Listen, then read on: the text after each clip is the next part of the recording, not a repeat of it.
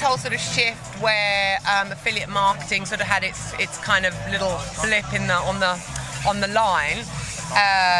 We're seeing now that where they're having to spend quite a bit more on marketing in terms of Facebook and Google ads and things like that, we're seeing a trend where there's a lot of demand to get good quality content, and they're getting a lot of pressure from the telcos to be producing services that kind of stand out. It's something different, not just this usual kind of like service or portal with a ton of videos in on a subscription.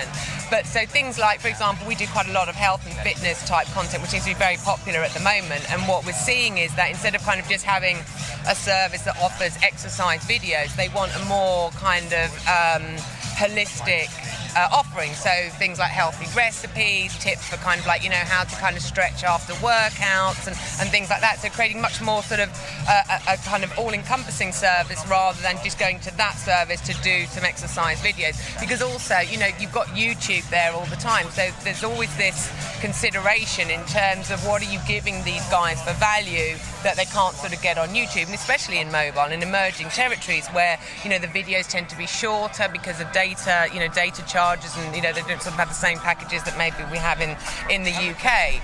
So kind of innovation is kind of quite big at the moment in terms of how you're putting content together to create an experience as opposed to just loading up a service. I was speaking with one of our clients who's going, sort of a few years ago, it didn't really matter what videos you put in there. They didn't sort of have to be quality or anything like that.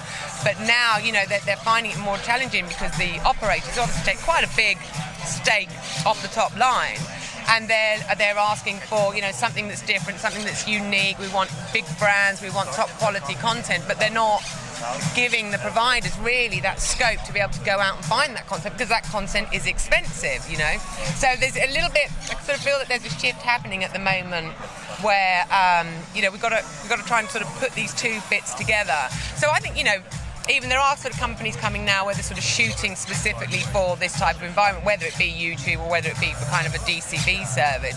But we've always, at Seriously Fresh, we've always talked about how does the user interact with their phone naturally, and then get the service to kind of blend in with that, because then you're not creating a service that is for you or for the telco. It feels a little bit at the moment like we're going sort of full circle where we're designing services for the operators again to get them approved. And so, something that came up whilst I've been at the show was specifically where they're going, well, we need something that's unique, we need something that's different. Okay, well, if that's the case, maybe there's a reason why that content isn't already in a service, because it isn't something necessarily that customers want to pay for. So it's how do you kind of put that all together?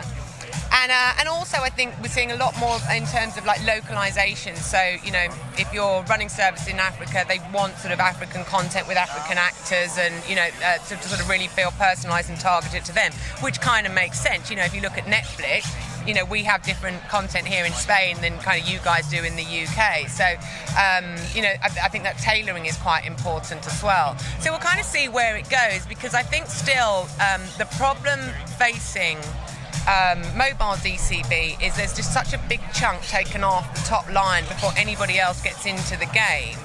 And I always worry that if that's kind of like affecting the end product, so they're designing products in a way that isn't what would customers really like to have or find useful or want to watch or whatever. It's more about, okay, what can we get approved with the margin that we've got, and we can't get a whole lot of content, so we need to kind of work it like that. So it's not about the consumer, whereas obviously to have a great service, it should be about the consumer. One thing we found is, obviously I've been in this business now for 20 odd years, and so build up a network over that time, really international. And what we've always tried to do is, rather than just kind of aggregate content and then, this is what we've got, do you want some, is rather partner with really good producers that specialise in specific things.